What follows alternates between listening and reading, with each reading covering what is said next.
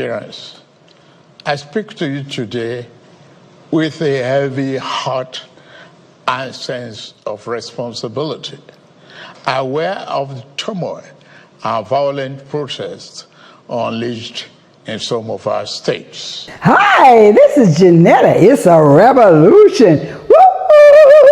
Yeah. I don't know if you know what's going on in Nigeria, but I'm going to give you a sneak peek because, wow, it is blasting. Things are happening, changes are being made. But first, I want you to listen to their president because they've been waiting for around about, maybe a week or two for him to say something because things are really, really, really rough in Nigeria right now. So listen to their president, Tinubu. Parents, I speak to you today with a heavy heart and sense of responsibility, aware of the turmoil and violent protests unleashed in some of our states. Notably, among the protesters were young Nigerians who desired a better and more progressive country where their dreams, hope, and personal aspiration will be fulfilled. I am especially pained by the loss of lives in Borno, Jigawa, Kano, Kaduna, and other states, the destruction of facilities in some states, and the wanton looting of supermarkets and shops, contrary to the promise of protest organizers that the protest will be peaceful across the country. The destruction of properties set us back as a nation, as scarce resources will be again used to restore them. Hey, did you hear what he said? Let me explain something to you. One of the things that they do when we protest, whether it's the United States or wherever, the first things they talk about is property destruction. We're talking about the protesters are out there because their lives being destroyed. You know, property, you can get some nails and some wood and some cement, a concrete, glass, you can put it back together again, but you can't put it back together destroyed lives. And that's what these young people are fussing about. Now, he can make it like it's something trivial, that there's just a bunch of people out there fussing because they don't like something. But there's a lot of things they don't like. First of all, they should have one of the greatest economies in the world there in Nigeria. And there's no excuse for not having it. They've had many leaders that have come out and that thought of things first before they thought about people. Now, let me explain something to you. This is a revolution, and it needs to be. Because these young people are determined. They've been educated, they've learned, they know it's important to have things that are sustainable and where they can move and keep up with the rest of people in the 21st century. Why should they be behind?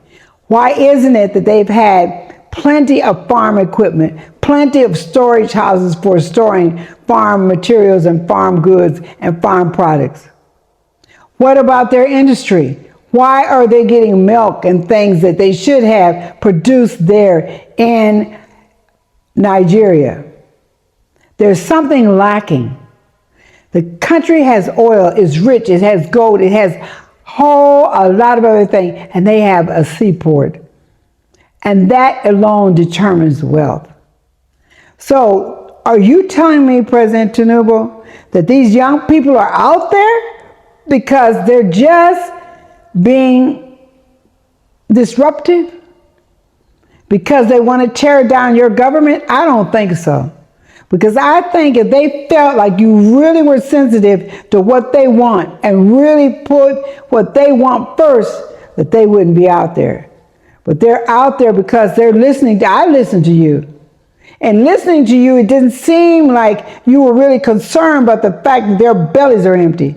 It didn't seem like you were concerned. You didn't even mention the fact that right now the way the value of the money against the dollar and other currencies is really, really skyrocketing, making a lot of things much more expensive. You didn't tell them, you didn't say that 70,000 that you're giving them in Naira right now. A couple of years ago, that 70,000 might have been worth $280 or $300 in American dollars. But right now, that 70,000 is equal to about $46. What can you buy with $46? And the price of rice, the price of tomatoes, the price of vegetables, the price of things that just are what we need to sustain are too high. I can't go to the grocery store and buy anything. Chicken is high. Fish is high. Everything has skyrocketed because our money right now is almost worthless. Why? Why is it? Answer that question. I want to answer. Why is it that the Naira is almost worthless to a certain extent? You have to pay double for some of the things that you want. Double. A car right now, if it was $10,000 last year, in Naira, it would have been maybe about 8,000 Naira or 8 million Naira. But right now it's 16 million Naira. Come on. They're protesting because they want to eat. They're protesting because they want an education. They're protesting because they want jobs. They're protesting because the economy should be a great economy. It should be functioning with the top health care, top education, top everything, stores, factories. People should be working. When people are working, they don't protest. They're not protesting because they have what you say. You have it on paper. But let me ask you something. If you're starving and you can't buy and you can't feed your family and you can't pay for where you live, if somebody tells you they're working on something and it might give you a chance and you might get it done in 6 months to a year, come on now. That doesn't work. So are you asking these young people to put themselves on hold? Don't worry about going to school right now because we have an education program that's being funded that's so outstanding, you just will not believe it. That's what you're telling them. You have not let them know that you actually sympathize with how they're dealing with things. You haven't told that mother or that father they can't afford now a chicken or a bag of rice because it's double the cost. What have you told them? How have you solved their problem? No. But I'm going to tell you something. If things are torn down, sometimes when you tear stuff up, they'll build it back better. They'll build it back better. But always, always, always, always, when you have these kind of protests, it's for a purpose and a reason that hurts them to the heart. They love Nigeria much as you love Nigeria, and maybe even more, because they have no way out and you do. Economically, you're solvent. How can you feel a person that's worth over billions of dollars? How can you sympathize with me that can't feed my family? You're not living in my space. You haven't even visited my neighborhood. You don't know how I'm living or what I have to go through. You don't know it. To need something and can't get it because you don't have the money for it. But it's something you need rather than what you want, but it's something you really need. That's what this protest is about.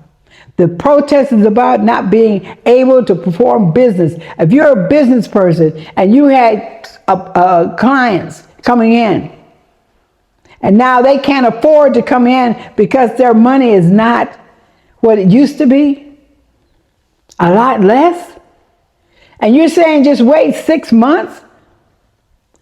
What are the prospects of them waiting 6 months? And let me ask you this. I looked it up.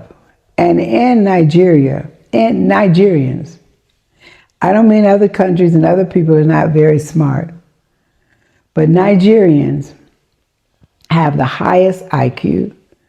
Those that come to America to study, they are the highest rated students that come to the United States.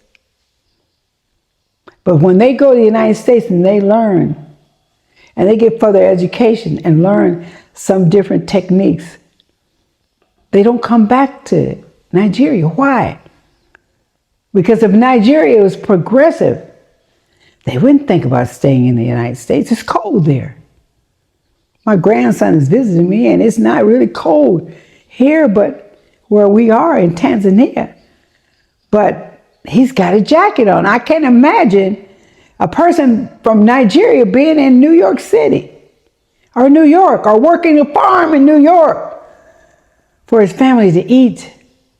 That climate is not conducive to our lifestyle or to who we are. But if we have to, we will. There are over 389 or 400 doctors practicing in the United States alone. Nigerian doctors that are there in the United States performing health care, which should be performed in Nigeria. But the economy will not hold them. They're not going to go and do 8 to 12 years of college and then come home and make maybe 140 naira or a little bit. They went to school and they got a profession so they can make an income and change their lives and change the lives of people around them. So that's why we have our professional people leaving Africa. That's why the professional people are leaving Nigeria. I think that's what they call a brain drain. I have it so that we're looking towards the United States for a purpose. And you know one thing about it? I am so fed up with this democracy bull. Come on, you want to try to heal everything by saying democratically elected, democratically run government. I'm going to tell you what a democratically run government does. It hangs people, it shoots them in the back, it puts them in jail unjustly. It takes away their civil liberties. It destroys them. It won't give them jobs. It'll keep them hungry on the street with tents and nowhere to go. Yeah, democracy is not equality. It is not equality at all. So don't fill me with that democracy bull because it does not work. And please don't come up with the rule of law. I hear them saying democracy. I hear them more saying democracy over here. I don't even know what democracy means. What does it mean? In the United States right now, we got an old goat running for president, and now we have somebody named Kamala Harris, who nobody really knows. She just became vice president. We have 385 million people in the United States, and we don't have a choice of president. Our only choice is what they put up in front of us and propaganda us with. All these very intelligent people, sharp people. And look at what we've had. Look at what we've had. We've had some intelligence that really were intelligent, but they didn't drive the nation in front of everybody. Democracy. What is a democracy?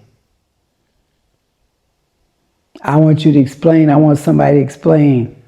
How can you have a democracy when you can have a young man die while everybody's looking, while a policeman has his knee on his neck? How can you have a democracy when a young woman is sleeping in her house and the policemen break open the door and shoot her and kill her to death for nothing? So tell me about democracy. What kind of democracy do you want? You want the democracy where the people are not free and they're controlled, and they're told that this is you democratically elect. No. You elect whoever's been advertised, whoever pays the most money to be seen. Not that you get the best. Not that you get the sharpest. And when you protested in 2012, President Tinubu, were you unrational? Did you not have something you had to express? I think you did. But a lot of times we forget our past. What they are doing with your money. Not enough that they are stealing from our children tomorrow for lack of investment in education. They are still embezzling the retirement benefit of hardworking Nigeria, including our grandfathers. They are stealing the port, the treasury, not even leaving some coins for us to war with. Let them be out. Out. Today, Nigeria is challenged. Economically challenged. Physically challenged. Security challenge. Who do we turn to? With Muhammad Buhari is the right man for the job. If you talk of military experience, he has his abundantly. If you talk of courage, he has it abundantly. If you talk of simplicity, he has it abundantly. If you talk of great determination, a combination of vision and ability to perform, honesty and integrity, he has it abundantly.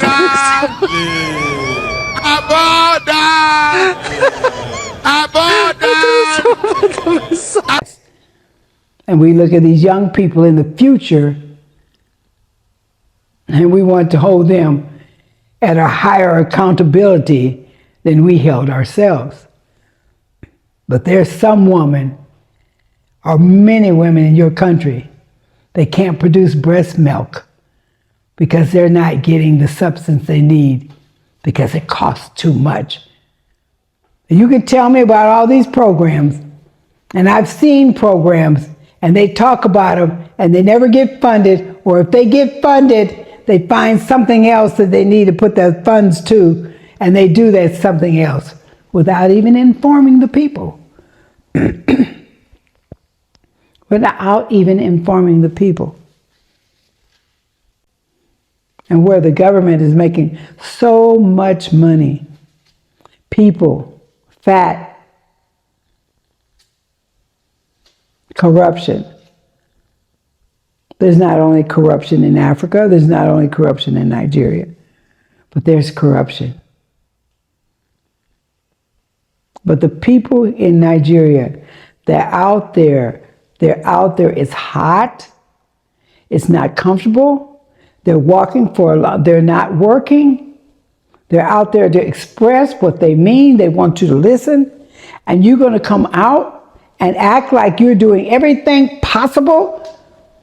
And you're not doing anything wrong at all. You haven't made any wrong decisions, or you have made all the right moves. And they're just acting ignorant. That they're being emotional. They haven't thought this thing through.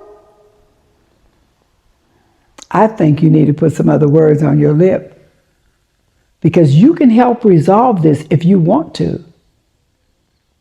You can. There's a lot of things that you can just change with the snap of your finger. There's a lot of situations you can just change like that. You have people I know that are working for you or underneath you or around you that have decisions and things that will help bring Nigeria out of this mess.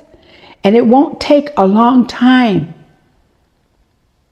Because I've seen presidents push that button for 4 years and still not get anything done, and then make that an election proposition. Outside friends, we as a people, African, we don't have any outside friends. We need to resolve these things ourselves. Why is it Saudi Arabia is rich and we are poor? Explain that to me. I have never seen anything that says Saudi Arabia had a whole bunch of intelligent people, or they're scientists, or they're doctors, or they're lawyers, or whatever. They're builders, they're architects. I'm just so glad to be 52% Nigerian. It's such an honor to me to know that I come from a people that are just so outstanding, but they're living like they are impoverished. And I know you have rich Nigerians, and I'm speaking to them too. I know you have rich Nigerians, but this is a rebellion, because there's no reason as to why we should even have poor Nigerians, other than the ones that just don't want to work. And from my experience, from an outsider looking inside, I have met a Nigerian that didn't work. Most of the Nigerians I've ever met have been very industrious people. They have made me proud. But you don't make me proud. You're worth $4.4 billion. How can you, 70,000 Naira? These young people are walking and protesting because they have a need. Now, always, whenever you have something done like this, there's always others that want to try to destroy it. I would concentrate, if I were you, on those who have ganged up to try to destroy. There's factions that try to destroy it. Instead of trying to find out who is the organizer of the peaceful march, who is the organizer of the people that are trying to destroy this march. And if somebody breaks the window of a bakery to get a loaf of bread when they haven't been eating, I can't blame them, nor can you. Nor can you. But let's look at it. Don't try to make these young people feel foolish, because they're not foolish.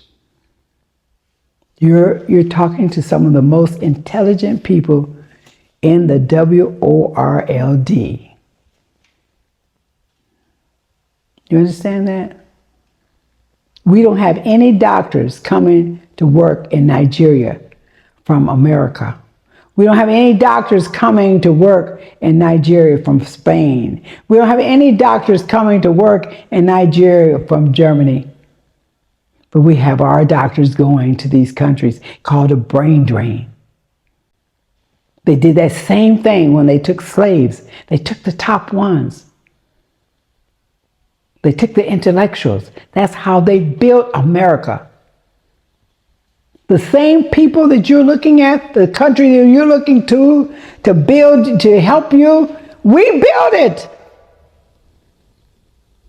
And we got a problem too. Now we're running around asking them for reparations. We don't need reparations. We as a people, Africa, we're very rich.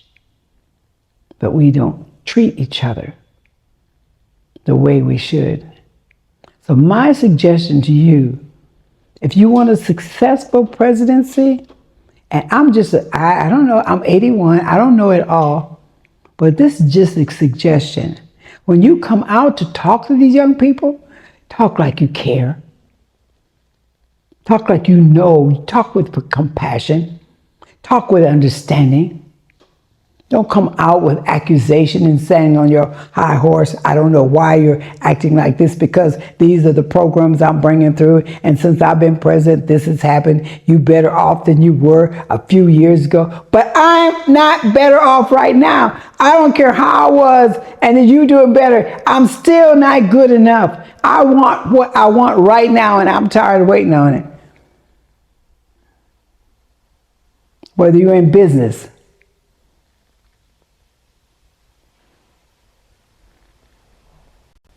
you're in business, you're a corporation, you're a leader of one of the nations, one of the countries that could be the richest country in the world. And you're fussing. That's what these young people are protesting about. If I could, I'd get me a wheelchair and I'd be in the protest myself.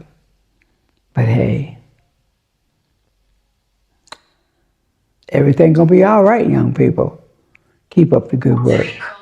Don't stop until you get what you want. Do not stop until you get what you want. Don't take a little bit. Get it all. Stay determined. Keep their feet to the fire until you get what you want. You want outside interference to stay out of Nigeria. You don't mind going into countries and helping them out, but you don't want them to come in your country and tell you how you should operate or tell you what you should do. You don't want to do that. And when are we going to stop mistreating each other and making everybody our friend but our brother? And you try to bring it up about ethnicity. These people are not bringing it up about ethnicity. They're not bringing it up about tribe. They're not saying that. They're hungry. They're bringing it up about food, jobs, health care, education. That's what they're bringing up. Opportunities. That's what they want. Talk to them with compassion, love, and understanding. Don't talk down to them. And in your speech, you're talking down. Like they don't know what they're talking about. All right. Hey, signing out. Just an old lady. Talk to you later. Hey, if you like the video, subscribe, like, and share it. The world needs Nigeria. Nigeria doesn't need the world, but the world definitely needs Nigeria. All right. Talk to you later. BlackSeatRadio.com. On Saturdays, look for you. See you there. Hey, this is Jamila, and you're watching Africa Speak.